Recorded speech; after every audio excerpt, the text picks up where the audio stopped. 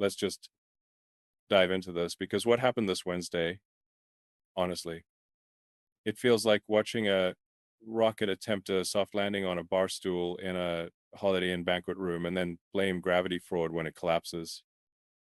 This is the kind of systemic failure where even someone like me, who deals with exploding rockets, overheating supercomputers, AI hallucinations about Martian weather, and regulators calling me at 3A, even I had to pause and go, wait, is this really happening? So here's the deal. Donald Trump and MAGA Republicans woke up this Wednesday morning in full panic mode after Trump's disastrous, and I guess you could call it a rally, but really it was a speech in a tiny banquet hall in Pennsylvania. And in that room where the biggest risk wasn't crowd size, but running out of folding chairs, Trump declares that affordability is a hoax, which is wild because affordability is, the thing people actually need to live. Housing, groceries, healthcare, these aren't optional DLC packs in a video game. They're real world costs, crushing families.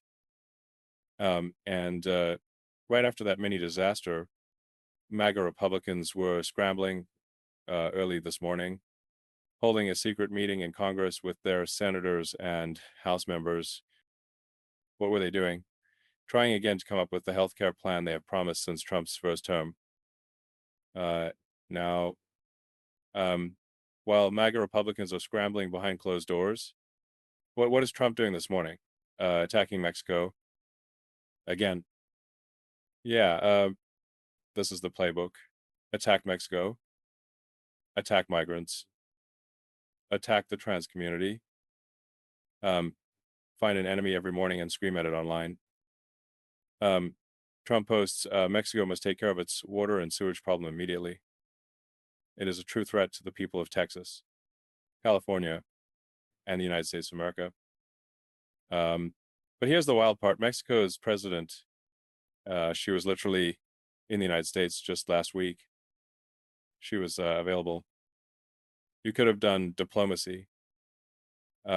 Instead, Trump was too busy awarding himself fake peace prizes, posing like a man who negotiates peace treaties between planets. And then he reposts, there's never been a president that has worked as hard as me. But he adds that anyone who says his health is declining is committing treason, and he vows to go after them like traitors. Yeah, that's not how free societies work. That's how authoritarian leaders talk, right, before they try to criminalize criticism. Then we get to the MAGA media ecosystem on CNBC. MAGA host Joe Kernan reveals that Speaker Mike Johnson, MAGA Mike, is refusing to come on his show until a healthcare plan actually exists. It doesn't seem to be moving, because I think, when we were trying to get him on, and there was more or less the idea that, well, when we have something, we'll be on, and it should be I think it was supposed to be by the end of either last week or this week. But well, that was the commitment of the Senate to do that. But this problem is created by... Imagine your product is so non-existent that even friendly media won't let you talk about it until you manufacture something.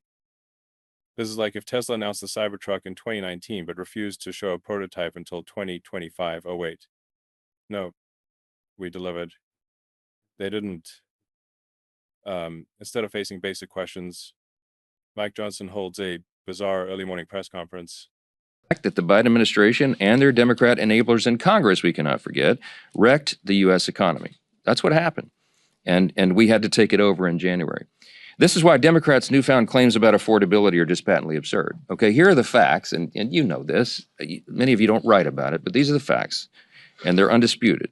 They broke the economy, and now they want to lecture to the American people about affordability. International economic rankings showed the U.S. Outperforming most G7 countries. Trump didn't inherit a recession. He inherited a stable rocket on autopilot, and then he lit it on fire. When Johnson is asked whether their upcoming healthcare plan will include more federal bans on abortion, he basically says yes, Speaker Johnson, do you intend to advance pro-life provisions in your health care package, such as Hyde amendments for whatever you advance? Well, look, it's an important principle. The Republicans always stand by the Hyde provisions. It's been a tradition in our law forever. We do believe in the sanctity of human life, and we think it's important that taxpayer dollars not fund abortion. I mean, this is a well-settled principle of ours. So this week, as we go forward, we're gonna do a lot of things on the floor, and we always keep our fundamental principles in mind. But MAGA spin doesn't end there. Senator Joni Ernst of Iowa, who isn't running for re-election, says affordability is important, and the president continues to stress that, not just with his message of optimism, but in the work that he is doing through the administration. So I feel very confident we're going to see the president out and about. We are going to bring those prices down for our consumers. And again, we will see victory when it comes to the election cycles next year. All right. That's like thanking a tornado for its enthusiasm. Voters aren't buying it. CNN and multiple independent analysts have documented a large shift among Latino voters away from Trump. Locality by locality by locality. What you see is these huge shifts in these heavily Hispanic neighborhoods of Miami against the Republican nominee from the Donald Trump baseline. And so to me, this is an encapsulation of what we see. We saw it in Arizona's 7th congressional district, right? That special election earlier this year. Again, a heavily Hispanic district. What we see is Democrats outperforming that 2024 baseline, which to me is so important because we see these national polls. You wonder, how is this actually going to impact things? And what we see is exactly what we saw last night. The first Democratic mayor of the great city of Miami since the birdcage era. Since the birdcage era. Put that in a headline. So you have now Miami is going to be run by a Democrat. How many Republicans run big cities in America anymore? Yeah, this to me is part of a longer, larger arc. And, you know, you just look at this. GOP mayors in the 50 largest cities. In 2017, it was about 14. Now with Higgins coming in, it's 7. It's 7. Donald Trump has been absolute kryptonite to Republicans who want to run major cities in the United States. There are very few. They are an endangered species. And then Bernie Sanders says the quiet truth out loud. If this is an A++ economy, God help us if we get to a B or C. Well, Caitlin, if this is an A++ economy, God help us if we ever get to a B or a C. And he talks about he's lowering prices. Well, right now, all over this country, people are getting insurance notices that their premiums for the ACA are going to double, in some cases triple or quadruple. You know, Trump can lie all that he wants, but when people walk into a grocery store, they see the outrageous prices they're now paying. When housing costs all over this country are going up, when kids can't afford to go to college, when 60% of our people are living paycheck to paycheck, no, we do have an affordability crisis. I think the problem with Trump is he hangs out with his billionaire friends all of the time. And I got to admit, for his billionaire friends, he is, in fact, an A+ president. They have never done as well as they are right now. They are getting richer and richer while tens of millions of Americans struggle to put food. Now, what has Trump rolled out in the last 48 hours? 2 new priorities. 1, tourists must submit 5 years of social media history. This is something even China does not require at the scale. Immigration law researchers at Georgetown and UCLA have warned that such policies chill speech and give enormous discretionary power to border agents. 2, installing pull-up bars in airports. Yes. While airline prices surge, food costs in airports are astronomical. Workers are underpaid. And delays are everywhere. Trump's team is focused on pull-up bars. I want to commend Secretary Duffy and Secretary Kennedy for this initiative. You think the goal here is not for people to get sweaty in airports. Nobody wants to be sitting next to somebody smelly on an airplane. But No sweating, Brian. But, even micro workouts are valuable for humans, mini gyms. We just want to put in simple equipment that everyone can use that can encourage people in airports to get a little bit of movement, 5 minutes of movement here and there, and to create an atmosphere that's really friendly toward people working out. And then Sean Duffy continues, it's really an issue of pull-up bars. Play this clip. President Trump and I are working on that. By the way, just a quick note, Brian, we hired a project manager. In 5 minutes, Donald Trump saved us $200 million on that contract. He's remarkable. But as people travel through our skies, we want to have the most enjoyable experience for them. And we know that we have families and nursing mothers. Someone might want to come through and do a couple pull-ups. We're open to any ideas that airports have to make the experience better as Americans.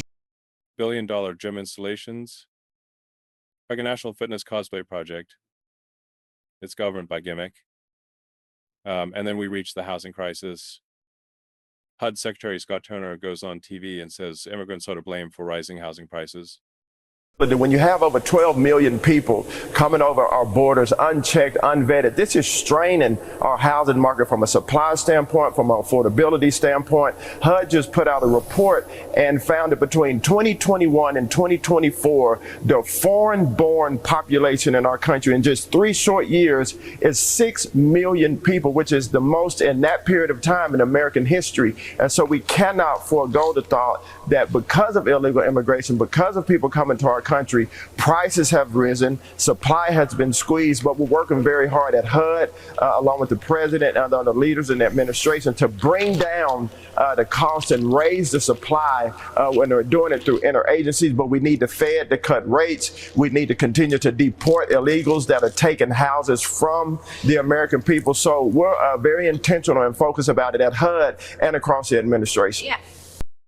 He even claims 100% of rental growth in New York and California is due to illegal aliens. And that is the reason that you recently launched this new hotline for Americans to report any potential illegal migrant or criminal living in public housing, right? Your department finding foreign-born residents account for 60% of the growth in rental demand, Secretary? Oh, yes, ma'am. You just showed that article. I'm glad you did in New York and also in California. There's no coincidence that when you have unfettered access for illegals to come into your city, to come into your state, that you're going to have these problems with illegal immigration. 100% of the cause of rental growth in New York and California is due to illegal aliens coming into our country. But this hotline that you alluded to that we launched at HUD is through our Office of Inspector General. Maria, we care about the people that live in HUD-funded housing, in particular in our public housing authorities. Those families need to feel safe in their homes, safe in the properties that they're renting. And so we understand that it's hard to report things, but we have a vehicle now with our HUD crime hotline for people to report any sex trafficking, drug trafficking, illegal aliens, illicit things going on, nefarious activity. And I want people to understand this is confidential. You can do it without fear because we want to know what's going on in public housing authorities so we can root out crime, root out illegals, and serve the American people and the American people only. And you also... Which economists immediately called mathematically impossible. They also launched a new HUD hotline encouraging people to anonymously report illegal migrants in public housing. This is classic divide and conquer politics, redirecting blame downward while Trump pardons major drug traffickers, Ponzi schemers, and white-collar criminals with political connections. And finally, this morning, the Pope steps in. Pope Leo XIV is asked about Trump's Ukraine peace plan. What do you think about Trump's peace plan for Ukraine? Do you think it's fair? I'd rather not comment on that. I haven't read the whole thing. I think, unfortunately, some of parts of it that I have seen make a huge change in what was for many, many years a true alliance between Europe and the United States. The remarks that are made about Europe, also in interviews recently, I think are trying to break apart what I think needs to be a very important alliance today and in the future. So it's a program that President Trump and his advisors put together. And he's the President of the United States, has a right to do that. It has a number of things in it that I think, while perhaps many people in the United States would be in agreement, I think many others would see things in a different way. And when even the Pope is like, hey, this seems like a problem. Maybe it's time to stop pretending nothing is happening. This isn't leadership. This is a rocket spiraling with no guidance system. If you want more breakdowns that actually follow data, not propaganda, make sure you're subscribed. Support independent media. Double check your subscription. Algorithms are unpredictable. Power tries to silence truth.